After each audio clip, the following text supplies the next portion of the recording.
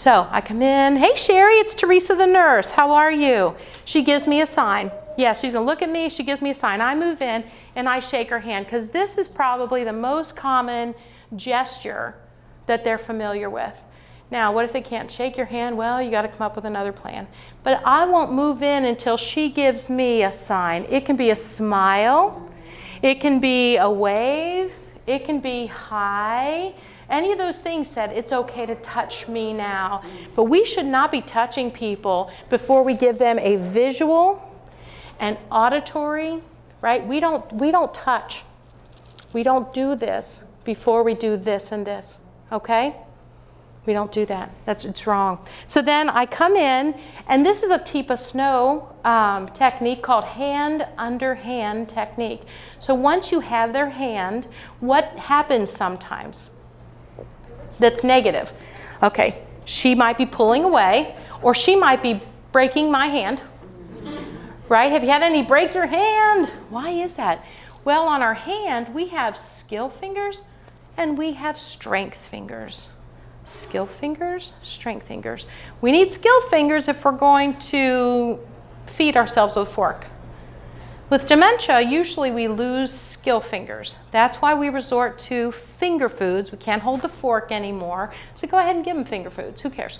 As long as they're eating, I'm real happy, right? Or maybe you have to switch to a spoon from a fork. We make accommodations as they decline.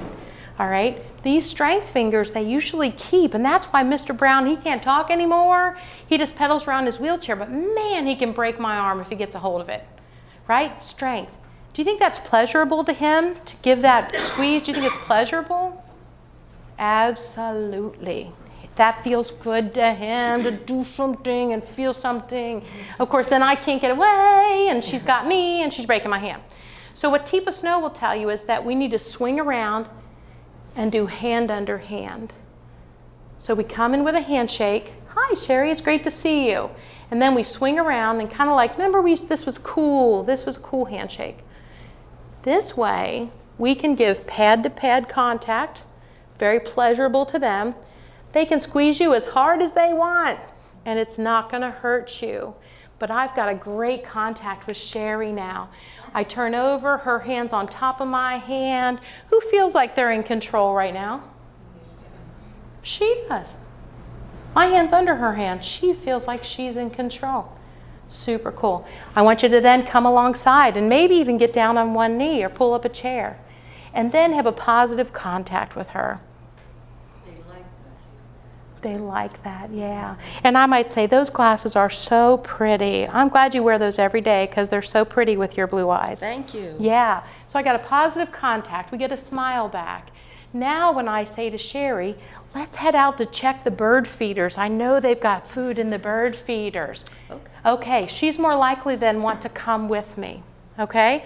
And we'll walk along. I have her right here. I have good control with Sherry. Okay, now what if she's one of these residents that has wandering hands? You've seen it. They're trying to touch things that aren't necessarily like to be touched by them. Right, so she's got wandering hands. So then we get hand under hand over here too. Okay, can you guys see this? So now we've got hand under hand. Because you know, there are folks that have wandering hands, and you know what? They like this. About that time, if you've got residents that are at that point in, in their disease, they may like just for you to dance with you. Da-doo, da-doo, da-doo, da-doo, da-doo, da-doo, da-doo. And this may be what gets her walking with me. Whatever it takes, y'all. Whatever it takes. If that brings her a moment of pleasure and that gets her to stop yelling or crying or wherever she is in her disease, it's a good thing.